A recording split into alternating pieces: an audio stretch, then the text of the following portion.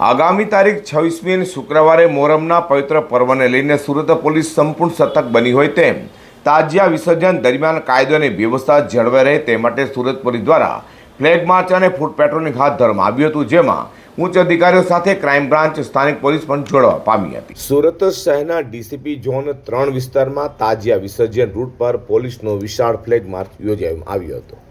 આજે તારીખ 25મી જૂન ગુરુવારે રાત્રે અને કાલે શુક્રવાર તારીખ 26મી જૂને સુરતના જાંપા બજાર, રાજમાર્ગ, ચોક બજાર સહિતના વિસ્તારોમાંથી તાજિયા જુલુસ નીકળનાર હોય, જેને લઈને સુરત પોલીસ અત્યારથી સતર્ક થઈ ગઈ છે અને સુરત પોલીસ દ્વારા તાજિયા રૂટ પર પેટ્રોલિંગ અને કોમ્બિંગ હાથ ધરવામાં આવ્યું હતું।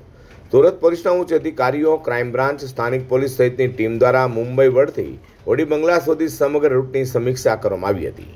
Additional police commissioner, DCP, ACP સહિતના અધિકારીઓએ સુરક્ષા વ્યવસ્થાનું નિરીક્ષણ કરી સંવેદનશીલ વિસ્તારોમાં સઘન પેટ્રોલિંગ કર્યું હતું। તહેવારો દરમિયાન કોઈ અનિચ્છનીય ઘટના ન બને અને લોકો શાંતિપૂર્ણ માહોલમાં ધાર્મિક વિધિઓ પૂર્ણ કરી શકે તે માટે ચુસ્ત બંદોબસ્ત ગોઠવવામાં આવ્યો છે। સુરત પોલીસનો આ પ્રયાસ જન સુરક્ષા અને શાંતિ જાળવવા માટેનો મહત્વપૂર્ણ પગલું પણ મનાઈ રહ્યું છે।